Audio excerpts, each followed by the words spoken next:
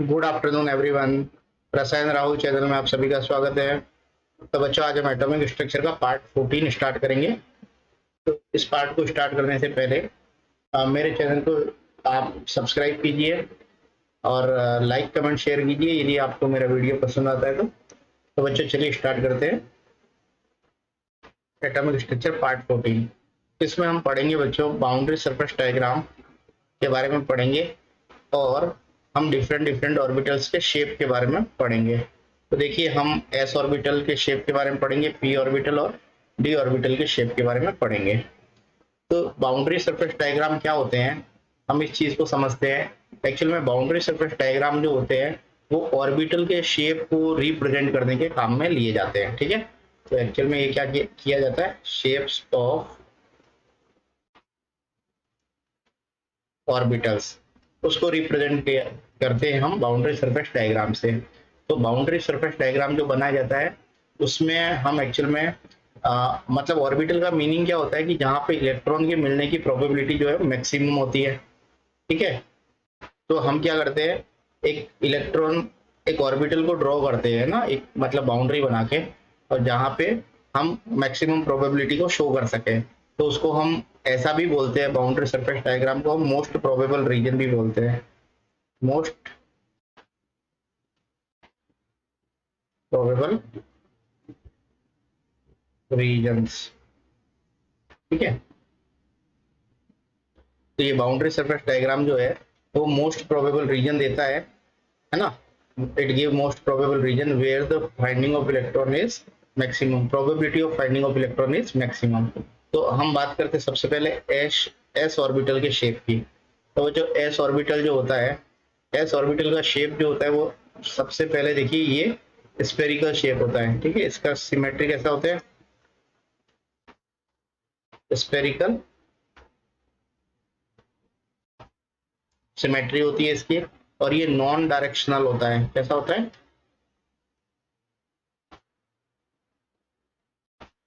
मतलब इसकी कोई डायरेक्शन नहीं होती है, नॉन डायरेक्शनल होता है। अब मतलब यहाँ पे इलेक्ट्रॉन की प्रोबेबिलिटी जो है न्यूक्लियस से चारों ही दिशाओं में मिलने की प्रोबेबिलिटी जो है इक्वल होती है। मतलब ये आपका न्यूक्लियस है, ये आपका स्फेरिकल शेप का एस ऑर्बिटल है। अब इलेक्ट्रॉन के फाइंडिंग की प्रोबेबिलिटी जो होती है न्यूक्लियस से सभी दिशाओं में सेम होती है। ठीक है, किसी भी दिशा में चले जाओ, न्यूक्लियस से जो है in all direction finding the probability of electron is same, है ना। अब देखिए, अब इलेक्ट्रॉन के फाइंडिंग की मैक्सिमम प्रोबेबिलिटी कहाँ होती है, मैक्सिमम प्रोबेबिलिटी एट न्यूक्लियस, है ना। मैक्सिमम प्रोबेबिलिटी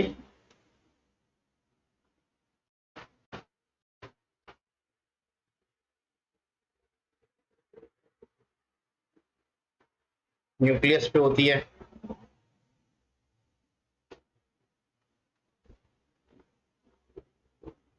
ओके, और न्यूक्लियस से जैसे जैसे डिस्टेंस बढ़ती जाएगी बच्चों, इलेक्ट्रॉन की प्रोबेबिलिटी फाइंडिंग की प्रोबेबिलिटी जो है वो कम होती जाएगी। क्लियर, इस चीज को हम अभी फिगर से देख लेते हैं।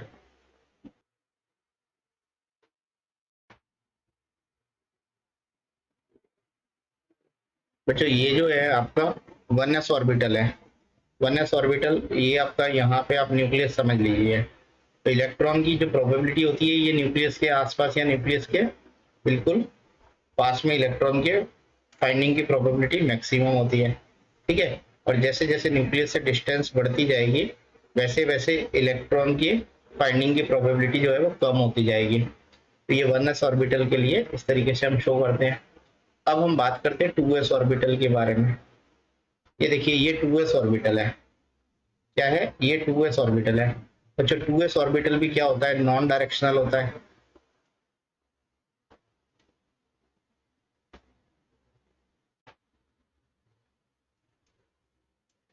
2s ऑर्बिटल भी नॉन डायरेक्शनल होता है, इसकी भी स्फेरिकल सिमेट्री होती है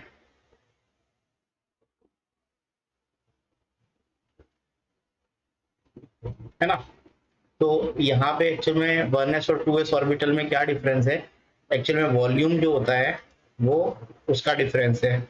वॉल्यूम 2s ऑर्बिटल का 1s ऑर्बिटल से ज्यादा होता है। ठीक है, अब यहाँ पे भी इलेक्ट्रॉन की प्रोबेबिलिटी जो मैक्सिमम कहाँ होगी, न्यूक्लियस पे इलेक्ट्रॉन के फाइंडिंग की प्रोबेबिलिटी मैक्सिमम होगी एट न्यूक्लियस। और जैसे जैसे न्यूक्लियस से डिस्टेंस बढ़ती जाएगी बच्चों, इलेक्ट्रॉन के फाइंडिंग की प्रोबेबिलिटी आपकी कम होती जाएगी, ठीक है।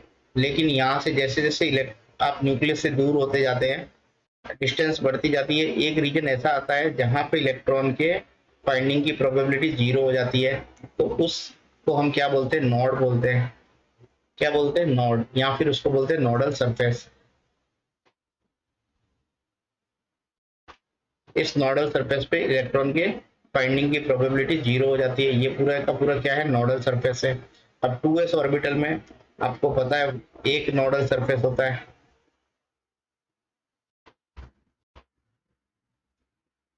ओके।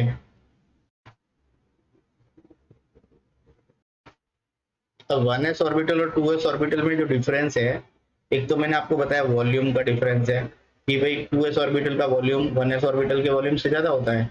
दूसरा है कि 1s ऑर्बिटल में कोई नोडल सरफेस नहीं होता, ठीक है, कि न्यूक्लियस से जैसे जैसे दूर जाएंगे तो इलेक्ट्रॉन के फाइंडिंग की प्रोबेबिलिटी जीरो हो जाएगी, ऐसा नहीं है ना। तो नोडल सरफेस जो है वो आपको 2s ऑर्बिटल में मिलता है, 1s ऑर्बिटल में नोडल सरफेस नहीं मिलता, तो ये दूसरा डिफरेंस है। अब हम बात करते हैं 3s ऑर्बिटल की। तो 3s ऑर्बिटल देखिए, 3s ऑर्बिटल जो होता है बच्चों, ये 3s ऑर्बिटल है। कौन सा है, 3s ऑर्बिटल। 3s ऑर्बिटल का वॉल्यूम जो है वो आपका 3s ऑर्बिटल का 2s ऑर्बिटल से ज्यादा होता है और 2s का 1s से ज्यादा होता है, ये वॉल्यूम है आपका। इसमें एक और चीज है कि इसमें दो नोडल सरफेस होती है ना। तो ये एक नोडल सरफेस ये है, दूसरी ये है, तो यहाँ टू नोडल सरफेस होती है 3s ऑर्बिटल में, ओके। अब देखिए इसका वॉल्यूम ज्यादा होता है। अभी यहाँ पे हम ये समझ सकते हैं कि नंबर ऑफ नोडल सरफेस जो होता है किसी भी एनर्जी लेवल के लिए, उसकी वैल्यू s ऑर्बिटल के लिए कैसे दी जाती है,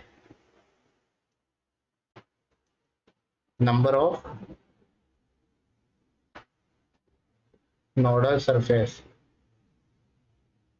तो इसको इन जनरल हम कितने कैसे लिखेंगे, n-1। तो n की वैल्यू से एक नंबर कम जो है, इसीलिए 1s ऑर्बिटल जो है तो उसमें कोई भी नोडल सरफेस नहीं होता, क्योंकि 1-1 जीरो होगा। 2s में 2-1 1 नोडल सरफेस, 3s में नोडल सरफेस क्या होगा, 3-1 2। 4s के अंदर कितने नोडल सरफेस हो जाएंगे बच्चों, 4-1 कितना हो जाएगा, 3। 5s में नोडल सरफेस 5-1 4। तो इस तरीके से ये n-1 से नंबर ऑफ नोडल सरफेस दी जाती है, ठीक है।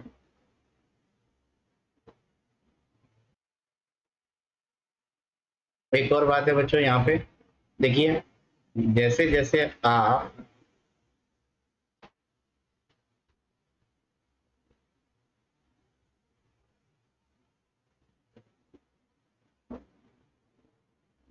बच्चों ये जो है ना, ये एस ऑर्बिटल का एक नॉर्मल डायग्राम है जिसमें आपको एक्सिस दिखा रखी है, एस एक्सिस, वाई एक्सिस और जेड एक्सिस, ठीक है।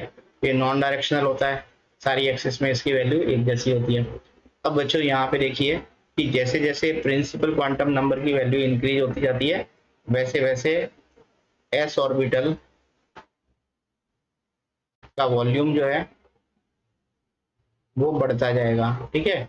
प्रिंसिपल क्वांटम नंबर का वैल्यू बढ़ने पर एस ऑर्बिटल की वॉल्यूम इंक्रीज होती जाती है। तो देखिए 4s ऑर्बिटल का वॉल्यूम ज्यादा होता है देन 3s से 2s का वॉल्यूम, 3s का वॉल्यूम 2s से ज्यादा होता है, 1s से 2s का वॉल्यूम ज्यादा होता है। तो इस तरीके से ये प्रिंसिपल क्वांटम नंबर n की वैल्यू बढ़ने पर आपके ऑर्बिटल का वॉल्यूम इंक्रीज होता जाता है, ठीक है। अब हम बात करते हैं p ऑर्बिटल की। बच्चों p ऑर्बिटल जो है वो देखिए, p ऑर्बिटल के लिए l की वैल्यू क्या होती है, हम बात कर रहे हैं p ऑर्बिटल के शेप की। तो p ऑर्बिटल जो है उसके लिए l की वैल्यू 1 होती है ना। तो यहाँ पे हमको एल की वैल्यू 1 होती है तो हमको यहाँ पे कितने ओरिएंटेशन मिलेंगे, पॉसिबल ओरिएंटेशन कितने मिलेंगे, यहाँ पे ओरिएंटेशन हमको 3 ओरिएंटेशन मिलते हैं, कितने, 3। तो उस ओरिएंटेशन की वैल्यू हमारी एम एल पे डिपेंड करती है। तो यहाँ पे +1 से -1 की तरफ और इंक्लूडिंग 0, तो -1, 0 और +1, ये 3 वैल्यू हमको मिलती है पी ऑर्बिटल के लिए। 3 ओरिएंटेशन मिलते हैं। तो ये 3 ऑर्बिटल, एक्चुअल में ये पी ऑर्बिटल जो होते हैं, ये आपका क्या है बच्चों, ये सबसेल है, ये पी सबसेल है, ठीक है, क्योंकि एल जो है वो पी के लिए 1 होता है। तो पी सबसेल के लिए ये जो 3 आपको मिल रही है एम एल की वैल्यू, 3 ओरिएंटेशन क्या है, ये 3 ऑर्बिटल्स की वैल्यू है, ठीक है। यहाँ पे 3 पी ऑर्बिटल्स आपको मिलते हैं। ये तीनों ऑर्बिटल्स क्या होते हैं बच्चों, एक तो पी एक्स होता है, दूसरा पी वाई और तीसरा पी जेड। इस तरीके से ये 3 आपके ऑर्बिटल्स होते हैं पी सब सेल के।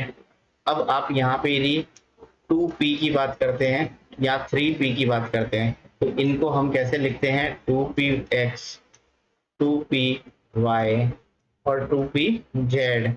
3p के लिए कैसे लिखेंगे, 3px, 3py एंड 3pz, ये लिखेंगे हम। अब देखिए ये तीनों ऑर्बिटल्स जो है आपके, ये तीनों ऑर्बिटल्स किसी भी पी ऑर्बिटल के, ये तीनों और किसी भी पी सबसेल के तीनों ऑर्बिटल की एनर्जी जो होती है वो इक्वल होती है, इक्वल एनर्जी होती है।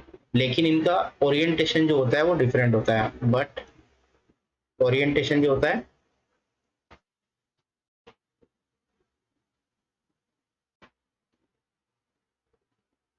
ठीक है।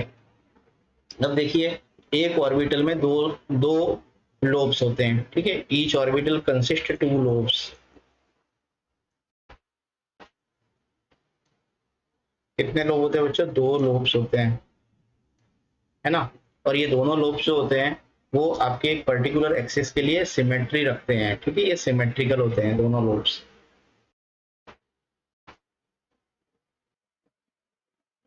तो बच्चों देखो, इसको हम फिगर से समझते हैं। ये फिगर है, देखिए बच्चों, ये आपका ये 2px ऑर्बिटल है, ये 2px ऑर्बिटल है। तो ये 2px ऑर्बिटल है ना, ये 2px ऑर्बिटल है, ये 2py ऑर्बिटल है और ये 2pz ऑर्बिटल है। तो बच्चों ये 2px ऑर्बिटल जो है वो x ऑर्बिटल, x और x एक्सिस के, मतलब x एक्सिस में सिमेट्रिकल होता है, ठीक है। तो ये आपका जो है 2px ऑर्बिटल जो होता है वो सिमेट्रिकल होता है अराउंड द x एक्सिस, है ना। तो इनके दोनों लोब जो है वो x एक्सिस के अराउंड सिमेट्रिकल होते हैं। 2py ये ऑर्बिटल जो होता है वो y एक्सिस के अराउंड सिमेट्रिकल होता है, दोनों लोब सिमेट्रिकल लोब है y एक्सिस के अराउंड। 2pz में देखिए बच्चों ये z एक्सिस के अराउंड सिमेट्रिकल है दोनों लोब, ठीक है। ओके, तो ये लोब का जो शेप होता है उसको हम बोलते हैं डम्बेल शेप। क्या बोलते हैं,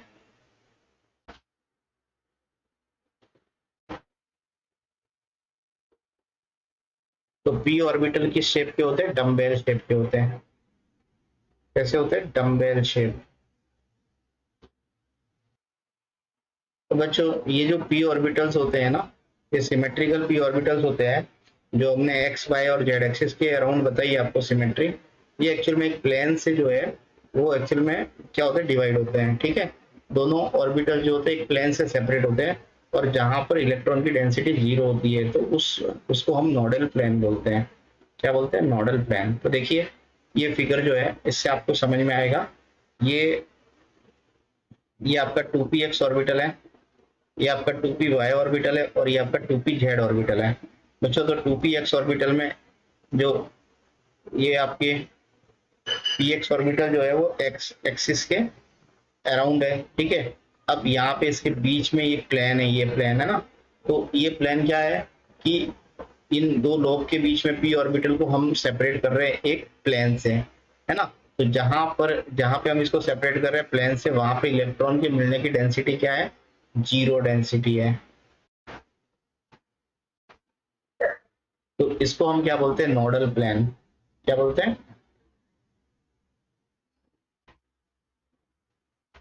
जहाँ पे इलेक्ट्रॉन, देखिए वाई एक्सिस में भी इस तरीके से आपको प्लेन मिलेगा, 2p वाई ऑर्बिटल में भी और 2p जेड ऑर्बिटल में भी इसी तरीके से प्लेन मिलेगा। तो ये प्लेन जो होता है उसको हम बोलते हैं नोडल प्लेन, जहाँ पे इलेक्ट्रॉन के मिलने की पॉसिबिलिटी जीरो होती है। तो ये दोनों ऑर्बिटल के बीच में होता है ना। ओके, अब देखिए दोनों ही p ऑर्बिटल में इलेक्ट्रॉन के मिलने की पॉसिबिलिटी इक्वल होती है। तो हम यहाँ पे इसको पुराने वाले फिगर में देखेंगे। ये हमने बात की थी p ऑर्बिटल जो है डम्बेल शेप होता है। कैसा होता है बच्चों? डम्बेल शेप होता है। अब देखिए इस डम्बेल शेप में इस ये जो है आपका एक डम ये भी है, इन दोनों लोब में इलेक्ट्रॉन के मिलने की पॉसिबिलिटी जो है वो इक्वल होती है। क्या होती है? इक्वल पॉसिबिलिटी होती है इलेक्ट्रॉन के मिलने की। और एनर्जी जो है p ऑर्बिटल की हायर एनर्जी लेवल, जब आप बात करते हैं हायर एनर्जी लेवल की, जैसे हम यहाँ पे बात कर रहे हैं, देखिए जैसे अभी बात की थी 2p ऑर्बिटल की, अब हम बात करते हैं 3p orbital, 4p orbital, 5p orbital. तो बच्चों इन सब में डिफरेंस क्या होता है और इनमें सिमिलरिटी क्या होती है? इन सारे p ऑर्बिटल का शेप जो होता है वो सेम होता है। शेप क्या होता है? सेम होता है। और वो सेम शेप कैसा होता है? डम्बेल शेप होता है। कैसा होता है? Dumbbell shape. लेकिन इनका साइज जो होता है वो डिफरेंट होता है। तो जैसे जैसे प्रिंसिपल क्वांटम नंबर की वैल्यू बढ़ती है वैसे वैसे जो है साइज ऑफ ऑर्बिटल बढ़ती है। ठीक है, तो साइज सबसे ज्यादा किसकी होगी? 5p ऑर्बिटल की साइज जो है वो सबसे बड़ी होगी बच्चों, फिर 4p ऑर्बिटल की, फिर 3p ऑर्बिटल की और फिर 2p ऑर्बिटल की। इस तरीके से साइज जो है वो बढ़ती जाती है जब प्रिंसिपल क्वांटम नंबर की वैल्यू बढ़ती जाती है। ठीक है,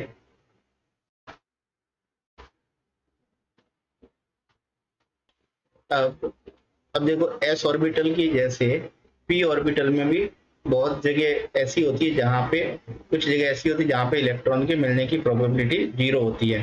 ठीक है, तो एस ऑर्बिटल में जैसे हमने नोड्स की बात करी थी, नोडल सरफेस की बात करी थी, तो हमने पी ऑर्बिटल में बात करी है नोडल प्लेन की, जहाँ पे इलेक्ट्रॉन की प्रोबेबिलिटी क्या होती है बच्चों? जीरो प्रोबेबिलिटी होती है। उसको हम क्या बोलते हैं? नोडल प्लेन बोलते हैं, है ना। तो नंबर ऑफ नोड्स जो है वो पी ऑर्बिटल के लिए कैसे दिए जाते हैं? Number of nodes for P orbital n-2 इससे दिए जाते हैं। तो अब आप बताइए कि 2p ऑर्बिटल में नंबर ऑफ नोड्स कितने होंगे बच्चों? तो n की वैल्यू 2 है यहाँ पे, तो 2 - 2 हम करेंगे तो नंबर ऑफ नोड्स 0 होंगे। 3p ऑर्बिटल के लिए नंबर ऑफ नोड्स कितने होंगे? 3 - 2 करेंगे आप, नंबर ऑफ नोड्स 1 होगा। 4p ऑर्बिटल में नंबर ऑफ नोड कितने होंगे? 4 - 2 नंबर ऑफ नोड 2 होंगे। ठीक है बच्चों, तो यहाँ पे इसको हम रेडियल नोड्स भी बोलते हैं। क्या बोलते हैं? नंबर ऑफ नोड्स को हम रेडियल नोड्स भी बोलते हैं। ठीक है, नोड्स को हम रेडियल नोड्स भी बोलते हैं। ये हो गया अपना पी ऑर्बिटल। अब हम बात करते हैं डी ऑर्बिटल की।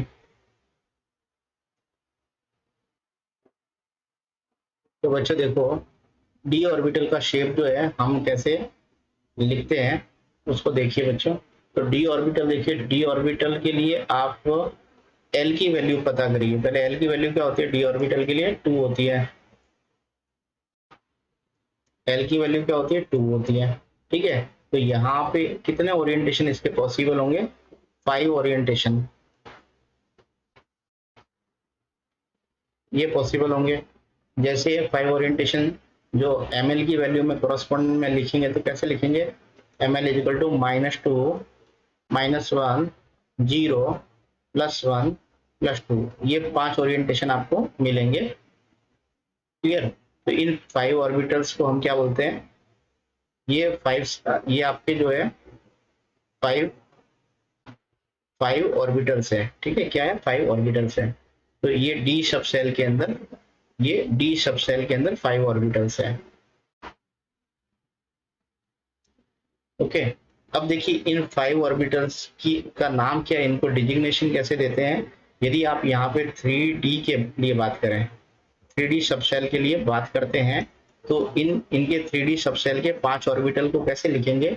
हम लिखते हैं 3D XY, 3D YZ, 3D ZX, 3D X² - Y², और 3d z²।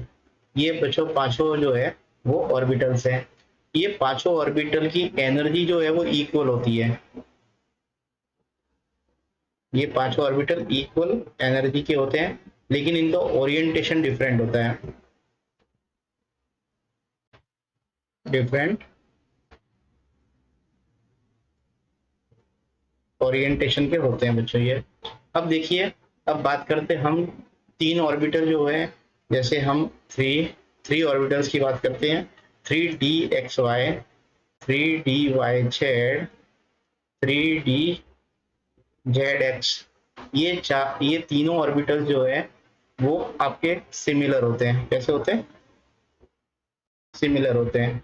और इनमें each each orbital consist 4 lobe. इनमें कितने लोब होते हैं? 4 लोब्स होते हैं, ठीक है, जिनमें electron density high electron density होती है। और देखिए ये कौन से मतलब प्लेन में या एक्सिस में ये लाई करते हैं।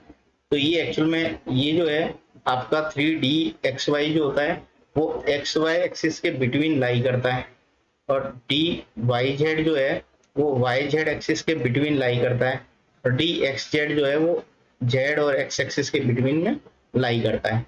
ठीक है, तो ये इस तरीके से मतलब इनका ओरिएंटेशन होता है। अब बच्चों हम बात करते हैं, देखिए अब हम बात करते हैं आपके d3d x² - y² की।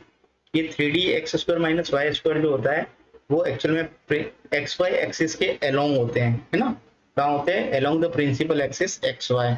ये तो 3d xy, 3d yz और 3d xz, ये in between xy yz and zx axis होते हैं। ये अलोंग द xy एक्सिस होता है, ठीक है। 3d x² - y² along the xy axis होता है।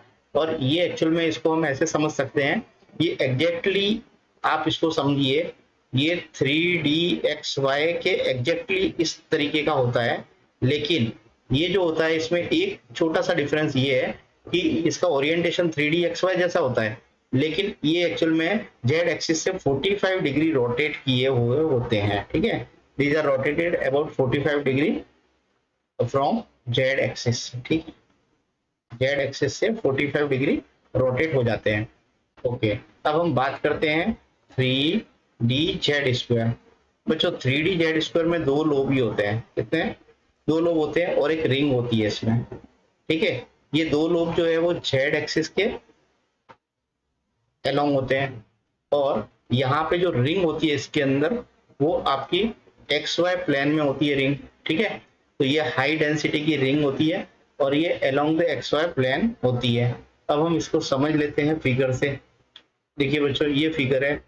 अब ये जो है, ये जो फिगर है, ये dxy, ये dyz, dxz, है ना। ये तीन मैंने बताया था, इनमें सब में क्या है? 4 लोब से, 1 लोब, 2 लोब, 3 लोब और 4 लोब। ये xy एक्सिस के बिटवीन लाई करते हैं। तो ये xy dxy जो है ये आपकी x एक्सिस है और ये y एक्सिस है, इनके बीच में ये लाई करते हैं, ठीक है, एक्सिस के बीच में। dyz जो है y और z एक्सिस के बीच में, y और z एक्सिस के बीच में लाई करते हैं। इनमें भी 4 लोब होते हैं, 1 2 1 2 3 4। इनमें भी 1 2 3 4। ओके, डी जेड एक्स जो है ये भी आपका जेड और एक्स एक्सिस के बीच में लाई करता है। इसमें भी आपके 4 लोब ही होते हैं बच्चों। और डी x² जो होता है वो एग्जैक्टली जो है आपके अलाइन होते हैं एक्स एक्सिस और वाई एक्सिस के। तो ये मतलब आपका, इसको हम प्रिंसिपल एक्सिस एक्स वाई के अलोंग होते हैं। ये देखिए ये लोब जो है एक्स एक्सिस के अलोंग है और ये लोब जो है वो वाई एक्सिस के अलोंग है, ठीक है। तो ये एक्स वाई एक्सिस के अलोंग होते हैं और जेड एक्सिस से ये 45 डिग्री रोटेटेड होते हैं, ठीक है। ओके, ये हो गया। इसमें भी 4 लोब होते हैं, 1 2 3 4 लोब।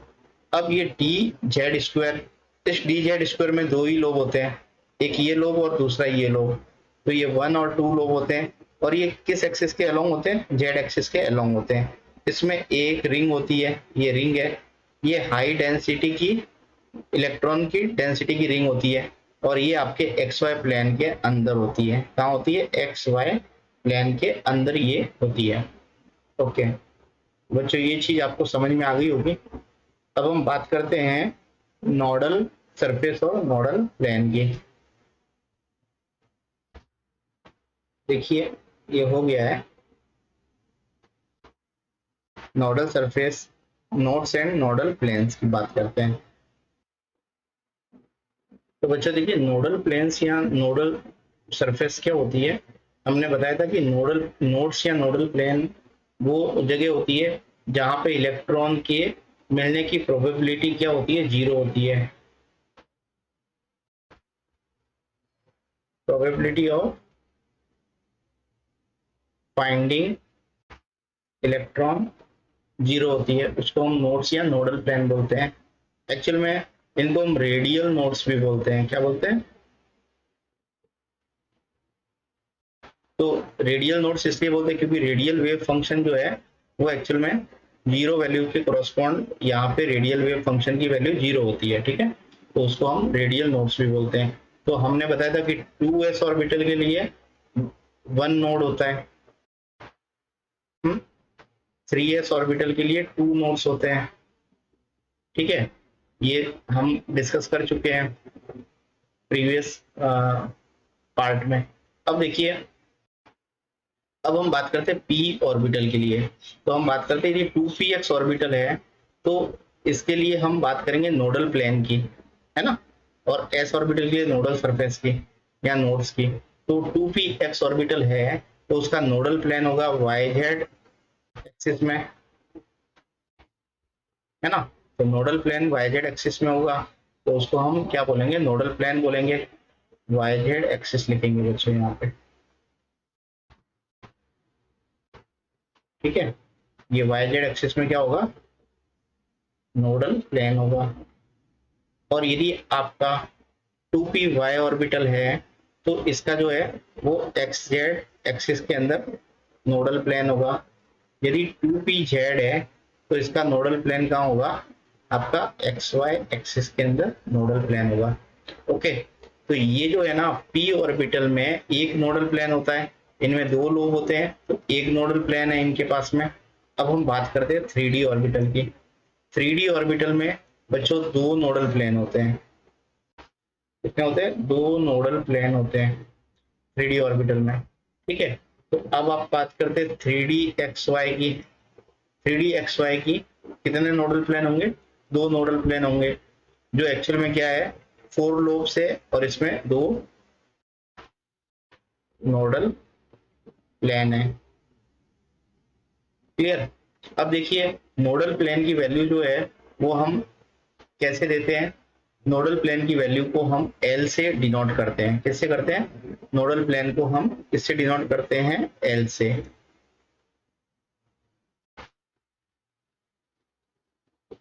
ओके, अब देखिए, इसको हम नोडल प्लेन को हम एंगुलर नोड्स भी बोलते हैं।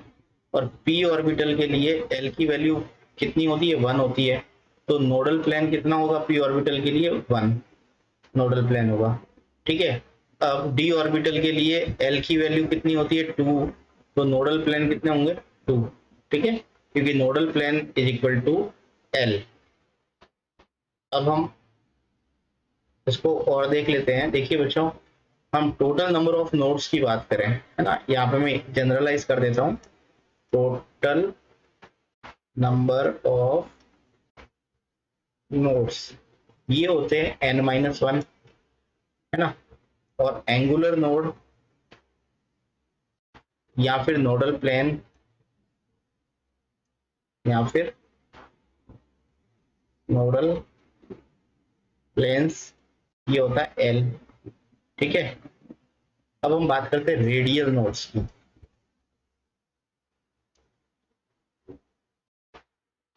इसकी वैल्यू हम लिखते हैं n-l-1। ओके, ये रेडियल नोड्स होते हैं। तो बच्चों ये आपको समझ में आ गया होगा। चलिए आगे देखते हैं हम।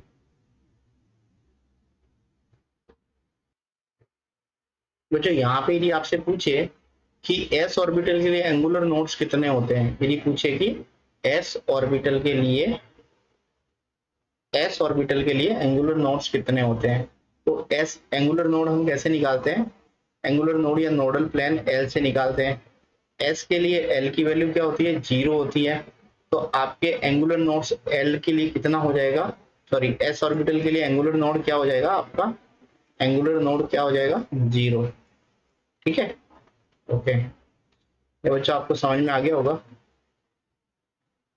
आज के लिए इतना ही बच्चों। यदि वीडियो आपको मेरा पसंद आया है तो वीडियो को लाइक, शेयर और चैनल को सब्सक्राइब कीजिए, जिससे मेरे चैनल को सपोर्ट मिल सके। और thank you for watching this video. यदि आपको कोई इसमें प्रॉब्लम है तो आप मुझे कमेंट सेक्शन में कमेंट करके पूछ सकते हैं। ठीक है, thank you for watching this video.